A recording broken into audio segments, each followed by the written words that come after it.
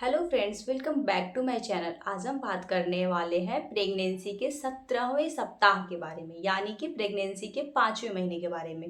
Pregnancy का 5वां महीना कैसा होता है, प्रेगनेंसी के 5वें महीने में गर्भवती स्त्री को क्या करना चाहिए, क्या नहीं करना चाहिए। 5वें महीने में हमारे बेबी का ग्रोथ काफ़ी तेज़ी से होता है।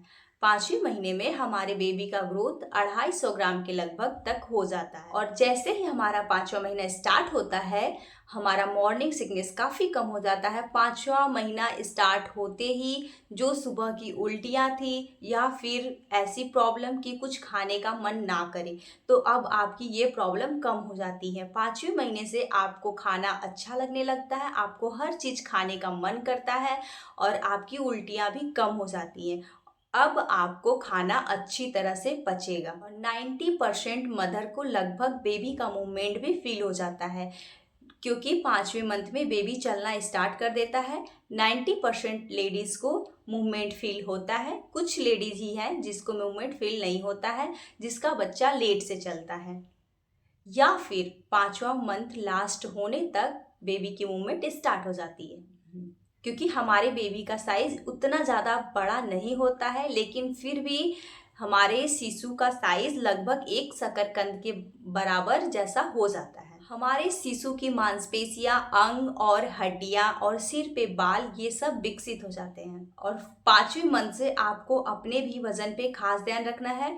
आपका भी वेट गेन होना चाहिए। 5वें मंथ से आपका थोड़ा थोड़ा वेट गेन स्टार्ट हो जाना चाहिए। और 5वें मंथ में कॉमन प्रॉब्लम जो कि अब आपको बहुत ज़्यादा होने वाली है, आपको अब बहुत ही जल्दी जल्दी यूरिन की प्रॉब्लम होगी। आपको बार बार यूरिन जाना पड़ेगा, तो आपको कभी भी यूरिन रोकना नहीं है। आपको जब भी बाथरूम लगे आप तुरंत जाएं, आपको यूरिन रोकना नहीं है।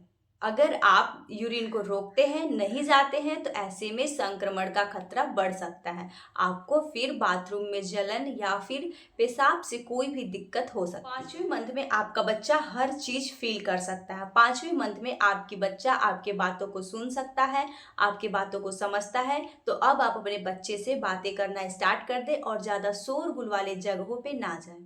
और सबसे इम्पॉर्टेंट बात कि आपको अब सीधा नहीं लेटना है। आपको अब सीधा, अगर आप कभी कभी सीधा लेटती भी हैं तो 5वें मंथ से इस बात को आप ध्यान रखिए कि आपको अब सीधा कभी भी नहीं लेटना। आप पूरी रात सीधा लेट करके सोती हैं तो इसमें आपके बच्चे के जान का खतरा रहता है। आपको ज़्यादा से ज़्यादा कोशिश करना है कि आप करवट होके सोएं। आप ज़्यादा से ज़्यादा बाईं करवट होकर के सोएं। प्रेगनेंसी में बाईं करवट होके सोना बेबी और माँ दोनों के लिए अच्छा होता है। इस मंथ में आपको इस बात का खास ख्याल रखना है कि आपका और आपकी बेबी का वजन बढ़ रहा है कि नहीं। 5वें मंथ से अब आपको अपने डेली रूटीन में ड्राई फ्रूट्स का सेवन करना स्टार्ट कर देना चाहिए। अब आप अपने रूटीन में खजूर को शामिल कर लीजिए। अब आप खजूर का सेवन डेली करिए, जिससे आपको डिलीवरी के टाइम काफ़ी मदद मिलता है। और अब आपकी कॉन्स्टिपेशन की प्रॉब्लम और भी बढ़ सकती है, तो आप जितना हो सके फाइबर युक्त भोजन का उपयोग करें। तो आप अपना प्रेगनेंसी एंजॉय करिए और जितना हो सके आप हेल्दी चीज़ों का सेवन करिए। आप जंक फूड अवॉइड करिए, आप जंक फूड का सेवन ना करें।